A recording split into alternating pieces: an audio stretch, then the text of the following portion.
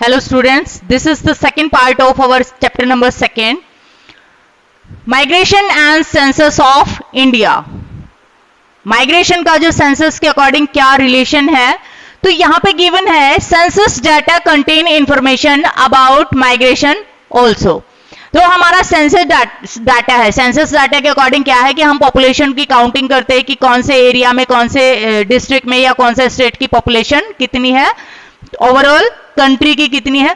तो उसमें सारी की सारी इंफॉर्मेशन को इंक्लूड किया जाता है। सारी की सारी इंफॉर्मेशन कौन सी, कि कौन सा कैंडिडेट यहाँ पे बाय बर्थ रह रहा है, कौन सा माइग्रेशन के थ्रू यहाँ पे आके सेटल हुआ है। So all these information are collected in census data at 3 waves of Indian diaspora. Okay, 3 formations. कौन कौन सी 3 formations थी? फर्स्ट वेव्स के अकॉर्डिंग क्या गिवन था आपका, ब्रिटिशर्स टाइम्स के अकॉर्डिंग। सेकंड में आपका गिवन था कि जो ट्रेड वगैरह या बिजनेस वगैरह, बिजनेसमैन वगैरह ट्रेड करते हैं। थर्ड था हमारा जो प्रेजेंट की फॉर्मेशन के अकॉर्डिंग जो अलग अलग इंजीनियर, डॉक्टर्स वगैरह माइग्रेट करते हैं। Those questions are asked about migration at the time of census. Enumeration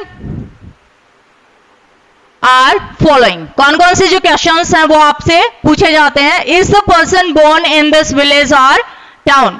कि सपोज करो कि आपके घर पे जो सेंसस के लिए, काउंटिंग के लिए कैंडिडेट आते हैं, गणना करने के लिए, जनगणना के लिए, तो वो आपसे ये पूछते हैं कि क्या आप यहाँ पे जन्म से ही रह रहे हो या कब यहाँ पर आए हो। तो यहाँ पे फर्स्ट आपका क्या हो गया कि person born in this village और टाउन, क्या आपका जन्म इसी गांव या शहर में हुआ है या नहीं हुआ है।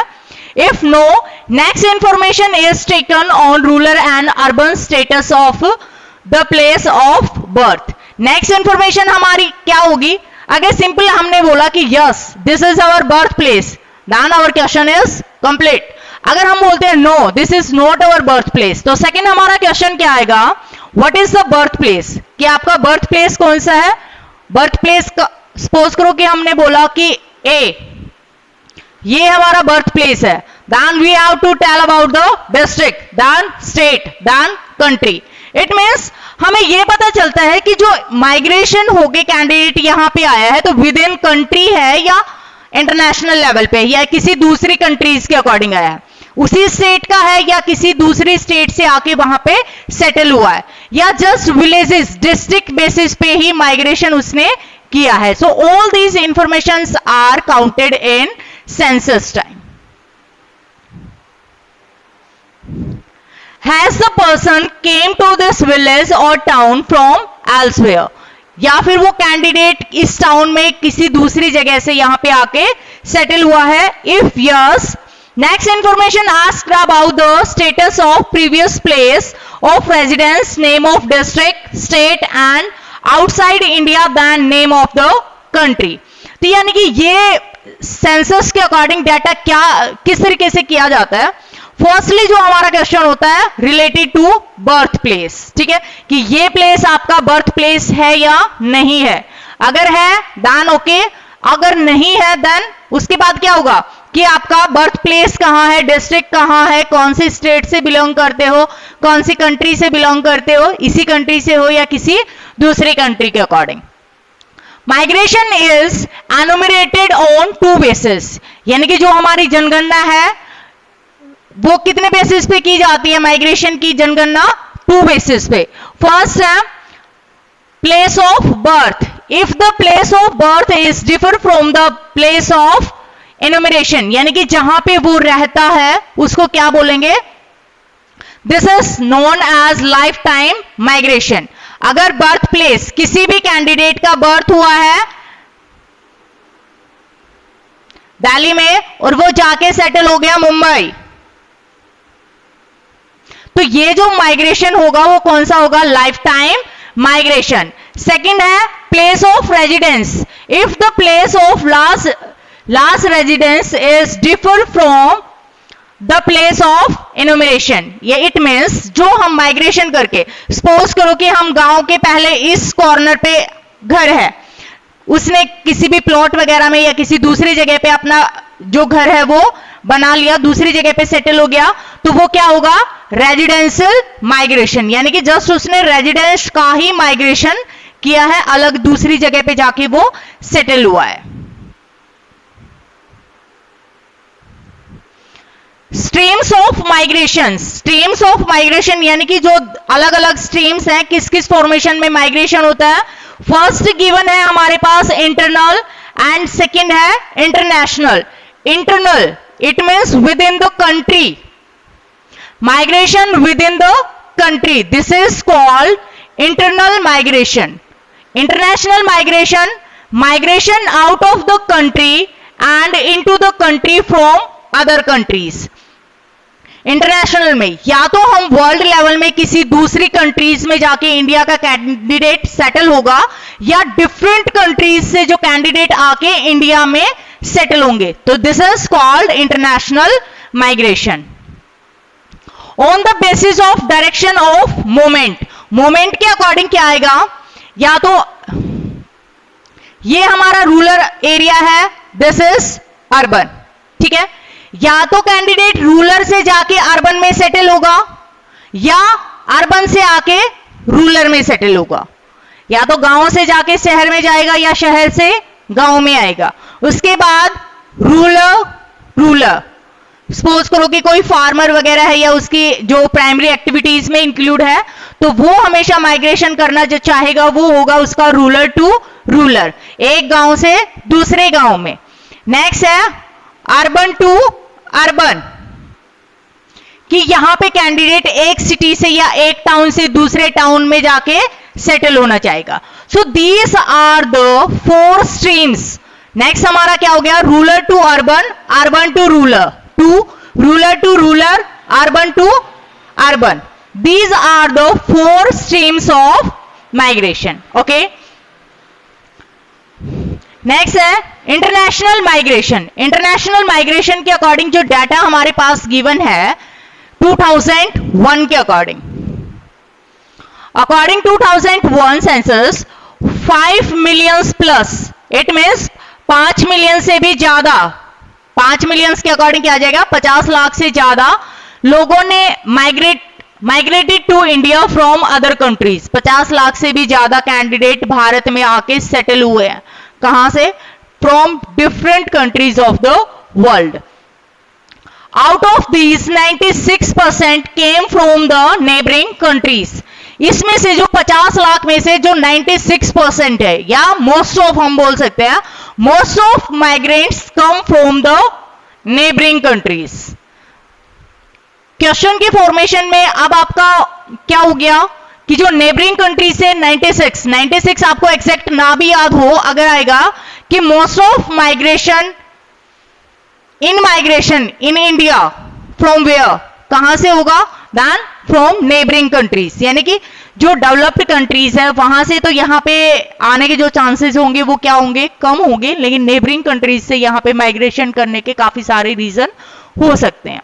According to Indian diaspora, 20 million people spread across 110 countries, यानी कि 110 देशों में भारत के जो लोग हैं वो सेटल्ड हैं, कितने, 20 millions. Special variation in migration, some states like Maharashtra, Gujarat, Delhi, Haryana attract migration. ये जो स्टेट्स हैं वो माइग्रेशन को अट्रैक्ट करते हैं। अब अट्रैक्शन का रीजन क्या हो सकता है, महाराष्ट्र इंडस्ट्रीज में भी काफी आगे है, जो हमारी कॉटन इंडस्ट्रीज वगैरह हैं, या जो मुंबई पोर्ट वगैरह है, इंपोर्ट एक्सपोर्ट की फैसिलिटीज के लिए, ट्रेड के लिए, या जो हमारी फिल्म इंडस्ट्री है उसके लिए। Gujarat also for industries, Delhi capital, यहाँ पे आप खुद देख सकते हो कि डिफरेंट जो स्टेट्स हैं वहां से कैंडिडेट आके यहाँ पे सेटल हैं। हरियाणा एग्रीकल्चरल की फॉर्मेशन में काफी फॉरवर्डेड है। सो ये सारी के सारी स्टेट्स हैं, लेबर को अपनी तरफ अट्रैक्ट करती हैं, कहां से, यूपी एंड बिहार। यहीं से क्यों करती है, इन 2 स्टेट से ही, यूपी और बिहार से ही, किसी दूसरे स्टेट से क्यों नहीं करते, क्योंकि यहाँ की पॉपुलेशन है वो ज्यादा है, ठीक है, पॉपुलेशन ज्यादा है, वर्कलोड कम है, जिसकी वजह से वो यहाँ पे आके माइग्रेट। ओके, अब जैसे जो हमारी क्रॉपिंग का जो टाइम होता है, अभी जैसे जो धान वगैरह है वो कटेंगे आगे, तो उस टाइम पे जो बिहार से कैंडिडेट हैं या जो यूपी से कैंडिडेट हैं, वर्कर्स ज्यादा आएंगे।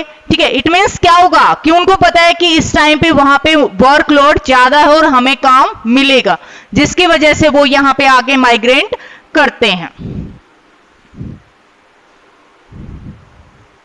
In India, Maharashtra received the maximum in migrants than Delhi, Gujarat and Haryana.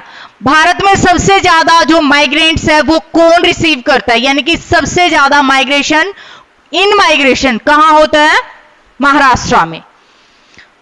Out migrant states कौन कौन से हैं? UP and Bihar. अब यहां पे आपका अपोजिट वहीं पे आ गया, जहां से अट्रैक्ट करेगा, जो कैंडिडेट अपने प्लेस को छोड़ेगा।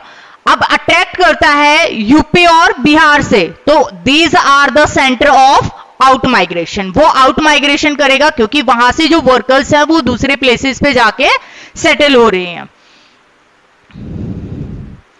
Among urban agglomeration greater Mumbai higher number of in migrations. सबसे ज्यादा माइग्रेशंस कहां का है? मुंबई।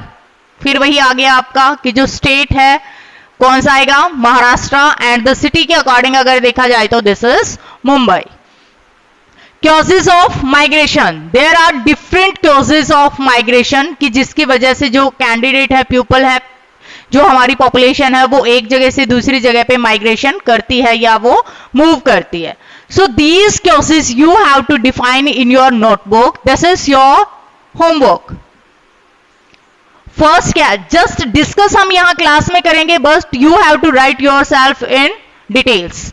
First given है हमारे पास employment. Employment के अकॉर्डिंग क्या होगा? सपोज करो कि कोई वर्कर है यहाँ पे 10,000 में काम कर रहा है और उसको ये बोला जाए कि आप यूपी में जाके काम करो, आपको 15,000 मिलेंगे। यूपी में वो जाना पसंद करेगा क्योंकि उसकी जो 5,000 सैलरी है वो क्या हो जाएगी? इंक्रीज हो जाएगी। तो जो बेटर एम्प्लॉयमेंट फैसिलिटीज है जिसकी वजह से वो क्या करेगा? माइग्रेट करेगा। हमने जो माइग्रेशन की जो स्ट्रीम्स थी उसके अकॉर्डिंग भी डिस्कस किया है कि जो इंडिया से इंजीनियर्स, डॉक्टर्स वगैरह बेटर स्टैंडर्ड ऑफ लाइफ के लिए भी क्या करते हैं? वो माइग्रेशन करते हैं, अलग अलग प्लेसेस पे जाके रहना पसंद करते हैं।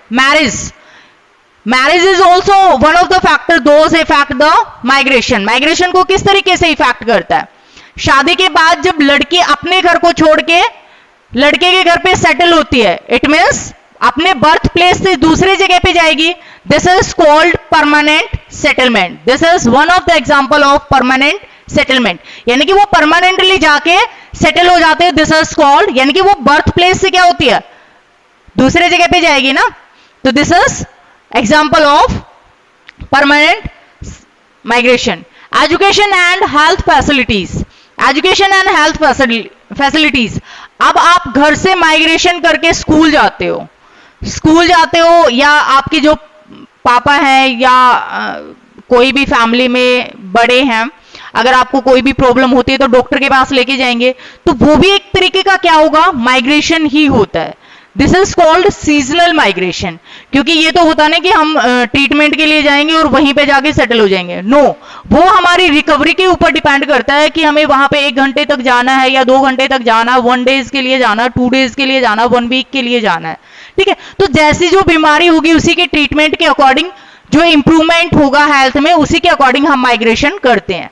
तो जो हमारी एजुकेशन एंड हेल्थ फैसिलिटीज हैं, these are called temporary migration. इसको टेम्परेरी माइग्रेशन के अकॉर्डिंग भी इंक्लूड किया जाएगा। ओके, एजुकेशन के अकॉर्डिंग आप स्कूल से जाते हो, स्कूल जाने के बाद क्या होगा? वहां पे अपनी स्टडी करते हो और वापस रिटर्न घर। This is also temporary migration.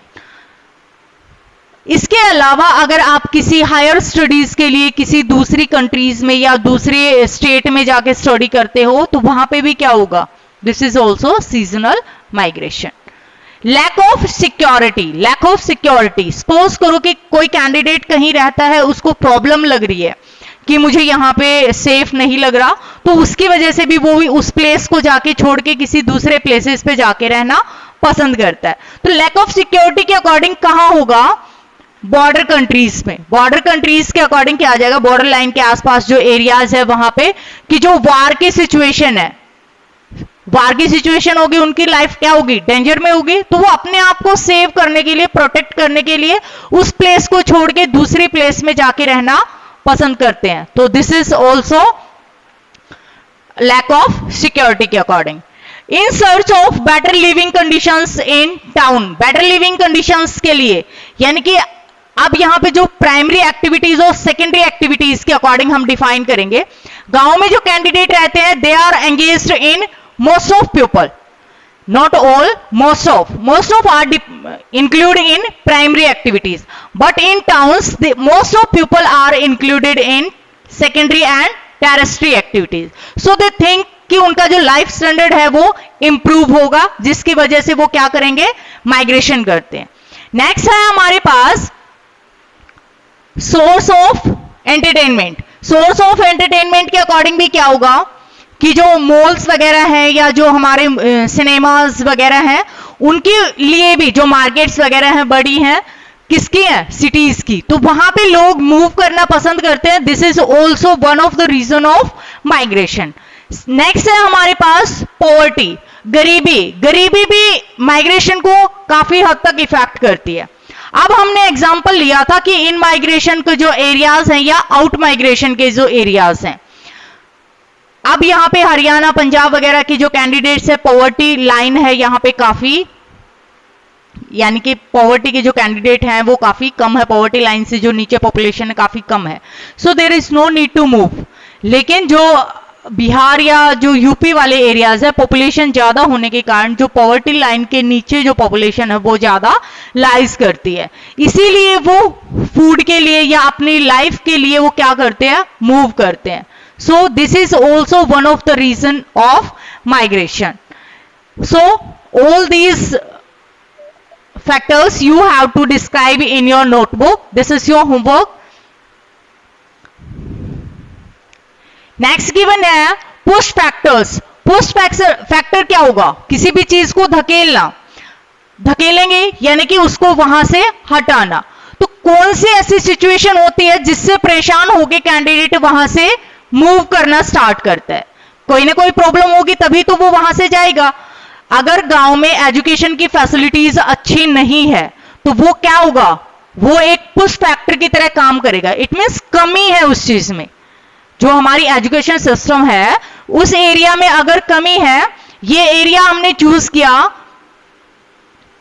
Education यहां पे क्या है? लो। एजुकेशन लो है, इट मींस जो यहां पे कैंडिडेट रहेंगे वो हायर एजुकेशन के लिए या बेटर एजुकेशन के लिए मूव करेंगे दूसरे प्लेस पे।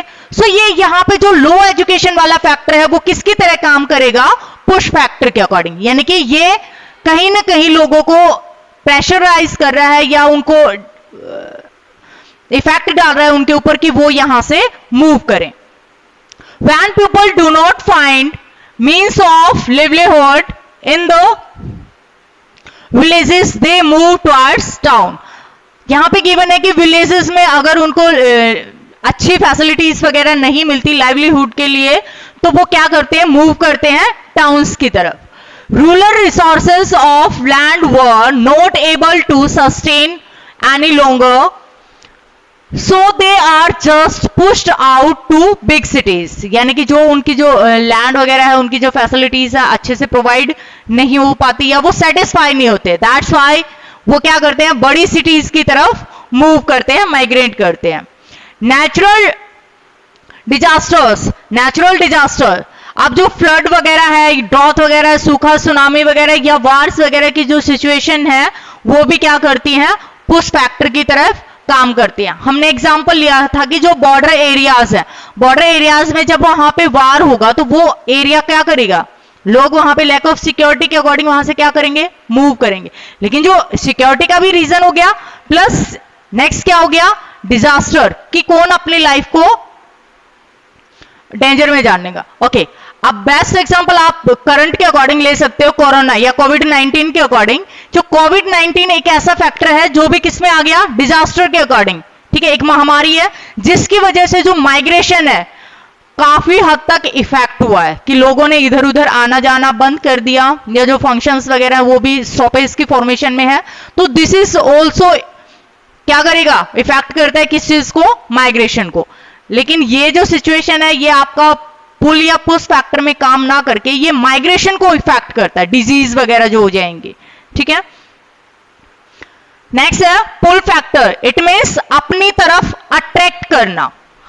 अब इसी एग्जाम्पल को हम अपोजिट फॉर्मेशन में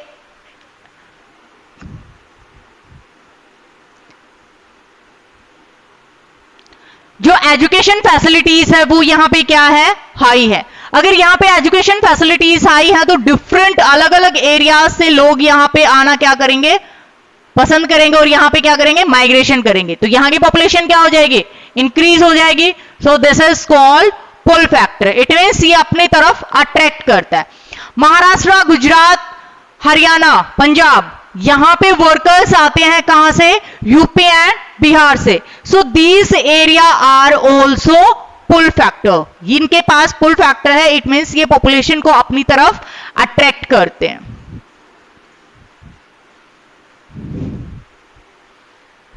When migration occurs due to the attraction of a city or town, it is called pull factor. यानी कि कोई भी चीज अट्रैक्ट करती है। अब जो बड़ी बड़ी मल्टी स्टोर्ड बिल्डिंग्स हैं वो अट्रैक्ट करती हैं लोगों को कि हम भी क्यों न जाके यहीं पे जाके सेटल हों। अब जो सेक्टर्स वगैरह अलग अलग प्लेसेस में different parts of the country we can say cut हो रहे हैं, तो वहां पे क्या है, उनकी पॉपुलेशन इंक्रीज होती जा रही है। क्यों, क्योंकि वहां की जो फैसिलिटीज वगैरह हैं या जो बिल्डिंग्स वगैरह हैं वो लोगों को अट्रैक्ट करती हैं मूव ऑन करने के लिए। So this is also called pull factors. People migrate in search of better facilities of education, recreation, health and etc. to the town। यानी कि better facilities, चाहे वो education से related हो, चाहे वो health से related हो, चाहे वो job opportunities से हो, बेटर, पहले से बेटर। कोई भी ऐसा कैंडिडेट नहीं होगा जिसको यहाँ पे सैलरी मिल रही है 50,000 और जाके उसको बोला जाए कि आप 30,000 में काम करो, कोई नहीं जाने वाला। लेकिन अगर बोला जाए कि आप 50,000 में काम कर रहे हो और वहां जाके आपको 70,000 मिलेंगे, वो कहीं ना कहीं रेडी होगा। इट मीन्स उसको अट्रैक्ट करेगी सैलरी। ठीक है, so this is called the pull factors. Next है consequences of migration. It means इसके इफेक्ट क्या होंगे, इसका परिणाम क्या होगा, positive and negative both.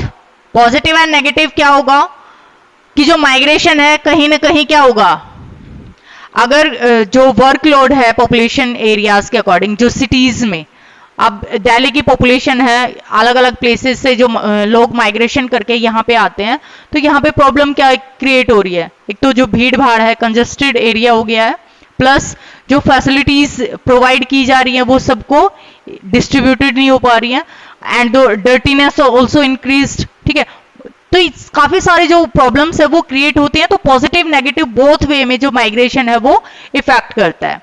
First given है हमारा इकोनॉमिक कॉन्सिक्वेंसेस, आर्थिक रूप से किस तरीके से इफेक्ट करता है। Remittance currency send by migrants. अब यहां पे गिवन है कि जो अलग अलग कंट्रीज में इंडिया से जाके लोग रहते हैं, आप में से भी किसी न किसी का कोई रिलेटिव या फ्रेंड कोई भी रहता होगा, तो वो अपनी फैमिली को पैसे भेजता रहता है। ठीक है, पैसे भेजता रहेगा। इट मीन्स जो अलग अलग कंट्रीज की जो करेंसीज हैं वो क्या होंगी, इंडिया में कलेक्ट होंगी। तो currency send by the migrants, currency भेजी जाएगी माइग्रेंट्स के through. Over crowding, over crowding यानी कि जो भीड़ भाड़ वाला जो एरिया है या जो काफी सारी जो प्रॉब्लम्स है वो भी क्या होंगी, क्रिएट होगी। किस तरीके से, अब दिल्ली है, दिल्ली में ओवर क्राउडिंग की जो सिचुएशन है वो क्या होगी है, क्रिएट होगी है। डेवलपमेंट ऑफ स्लम्स, स्लम्स की जो डेवलपमेंट है यानी कि जो झुग्गी झोपड़ियां हैं वो क्या होंगी, डेवलप्ड होंगी। किस तरीके से, अब जैसे जो एशिया का सबसे बड़ा स्लम्स वो भी कहां पे है, इंडिया, मुंबई, धारावी।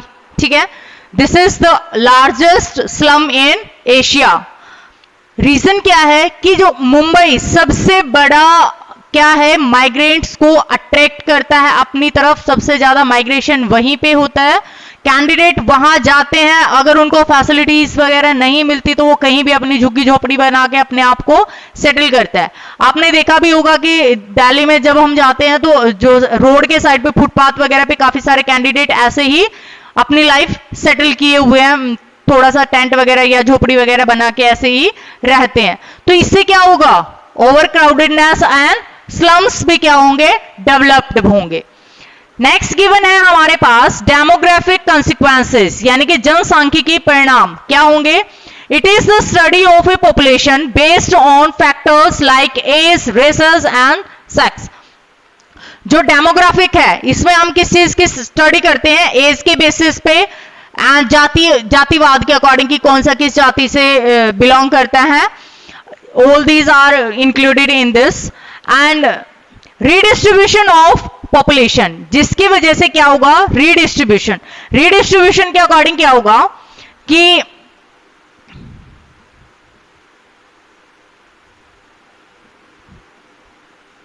विलेज से सिटी में जब माइग्रेशन करते हैं, अब हम वर्किंग पॉपुलेशन की बात करते हैं, मेल पॉपुलेशन है, सिटी में काम करने के लिए जाती है, रिटर्न करके वापस आती है, लेकिन पॉपुलेशन का क्या होगा, डिस्ट्रीब्यूशन अलग अलग हो गया। या जो वीकली बेसिस पे जो हमारे पेरेंट्स वगैरह या जो फ्रेंड्स वगैरह हैं वो जॉब करते हैं, महीने में भी आते हैं वापस रिटर्न करके, वीक के अकॉर्डिंग भी आते हैं, डेली बेसिस पे भी आते हैं, तो वो क्या होगा, डिस्ट्रीब्यूशन होता है किसका, माइग्रेशंस का अलग अलग, कि यहाँ पे सिटीज में ज्यादा होगा, विलेजेस में ज्यादा होगा। आप अपने विलेज के अकॉर्डिंग नोट करके देखना कि मॉर्निंग में कितने सारे कैंडिडेट जॉब के लिए जाते हैं मॉर्निंग में, ठीक है, और शाम को रिटर्न करते हैं, ठीक है। Okay, this is called redistribution of population. Change in age sex compositions, a sex composition के अकॉर्डिंग क्या आ जाएगा कि जो फीमेल्स वर्कर हैं या मेल वर्कर्स के अकॉर्डिंग, या एज वर्कर, यानी कि जो मोस्ट ऑफ जो वर्कर हैं हमारे 21 to 60 मोस्ट ऑफ वर्कर्स जो माइग्रेट करते हैं वो कौन सी एज के अकॉर्डिंग करेंगे, 21 से लेके 60, मे बी 20 या 21, not more than it.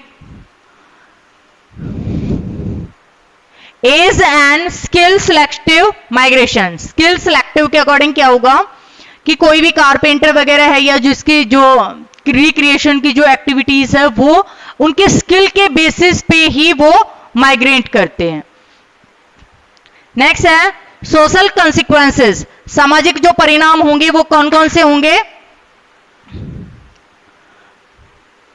Diffusion of new ideas, diffusion it means अलग अलग बिखराव होना, अलग अलग कैंडिडेट से सिटी में जब कैंडिडेट अलग अलग प्लेसेस से आते हैं तो उनके आइडियाज भी क्या होंगे, डिफर होंगे। आइडियाज डिफर होंगे इट मीन्स जो हमारा फाइनलाइज होगा, जो हमारे व्यूज होंगे वो भी क्या होंगे, डेवलप्ड फॉर्मेशंस में।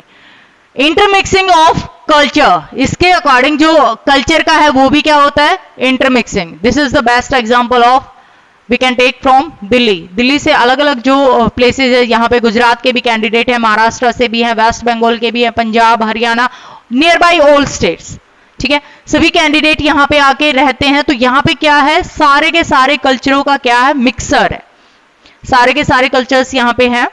Social vacuum and detection, crime and drugs absence, crime and drugs absence के अकॉर्डिंग क्या आ जाएगा कि जो क्रिमिनल्स वगैरह है, जो क्राइम्स वगैरह है वो क्या होगा, इंक्रीज्ड, एंड ड्रग्स जो दवाइयाँ वगैरह, जो नशे वगैरह की जो चीजें हैं वो सारी इसमें आ जाएंगी। नेक्स्ट है एनवायरमेंटल कंसिक्वेंसेस, कि इस चीज का, माइग्रेशन का हमारे जो पर्यावरण पे है वो क्या इफेक्ट पड़ेगा, पॉपुलेशन क्या होगा, इंक्रीज हो जाएगा। अब यहाँ पे इतनी सारी जो पॉपुलेशन है, यहाँ आउटर दिल्ली में फिर भी थोड़ी जो सिचुएशन है वो काफी बेटर है, लेकिन जैसे ही हम इनर एरियाज में मूव करते हैं तो वहां पे जो पॉपुलेशन का जो एरिया है, एयर पॉपुलेशन वगैरह या नॉइज पॉपुलेशन वो काफी ज्यादा है। स्लम्स का हमने पहले भी डिस्कस किया है कि जो स्लम्स की जो जनसंख्या है या जो लेवल है वो इंक्रीज होता जा रहा है, जिसकी वजह से भी काफी सारी जो प्रॉब्लम्स है या डर्टीनेस है वो इंक्रीज होती जा रही है। सैनिटेशन एंड स्वेजेस, सैनिटेशन यानी कि स्वच्छता वगैरह, जब प्रॉब्लम्स क्रिएट होंगी, पॉल्यूशन इंक्रीज होगा या डर्टीनेस इंक्रीज होगी, तो जो सैनिटेशन की सिचुएशन है वो भी क्या होगी, इफेक्ट होगी। नेक्स्ट है अदर कंसिक्वेंसेस। दूसरा क्या होगा, migration effects the status of women. Women के स्टेटस को इफेक्ट करती है, बाय विच वे, डायरेक्टली और indirectly. In rural areas male selective out migration leaving their wives behind puts extra physical as well as mental pressure on the women। जो male candidate है वो क्या होंगे, move करते हैं किसके लिए, वर्क के लिए, लेकिन जो विमेन है वो हो गया मेंटली एंड फिजिकली प्रेशर। जो उनका हाउस होल्ड वर्क है वो, प्लस कि कौन से काम को कैसे अरेंज करना है, कब आना है, कब जाना है, तो ये सारी situation mentally and physical pressure है वो इंक्रीज होता है किस पे, विमेन पे। Migration of women either for education or employment enhanced their autonomy and role in the economy, but also increases their vulnerability। Okay, अब यहाँ पे गिवन है कि जो सिचुएशंस हैं, जो लेडीज काम करती हैं, उनकी जो स्टेटस है वो भी क्या होगा, इंप्रूव होगा अगर वो काम करती हैं एम्प्लॉयमेंट के लिए, चाहे वो माइग्रेशन करती हैं एजुकेशन के लिए या एम्प्लॉयमेंट के लिए। जो गर्ल्स हैं वो क्या करेंगी, एजुकेशन के लिए, और जो लेडीज हैं वो किस में करेंगी, वर्क के लिए। ठीक है, तो कहीं ना कहीं जो उनका जो स्टेटस है वो भी क्या होता है, इंक्रीज होता है। स्टेटस इंक्रीज होता है लेकिन आलोचना भी ज्यादा होती है। The loss of human resources particularly highly skilled people is the most serious cost। the loss of human resources particularly highly। okay, अब यहाँ पे माइग्रेशन के अकॉर्डिंग क्या होगा कि जो हाईली स्किल्ड पीपल हैं वो जाके किसी दूसरे एरियाज में रहेंगे। दूसरे एरियाज में रहेंगे तो जहां वो सेटल होंगे तो जो उनके आइडियाज होंगे वो भी उन्हीं के लिए होंगे, तो जो डेवलपमेंट के लिए कहीं ना कहीं वो रोल प्लेंगे उसी एरियाज के अकॉर्डिंग करेंगे जहां पे जाके वो सेटल हुए हैं। तो जहां से वो आए हैं उस एरियाज के लिए क्या होगा, वो एक गलत परिणाम हो सकता है, लेकिन जहां जाकर वो सेटल होंगे वो उनके लिए एक पॉजिटिव रिजल्ट होगा उस एरिया के लिए। Okay students, your chapter is complete. In our next class we are going to start our next chapter. Thank you.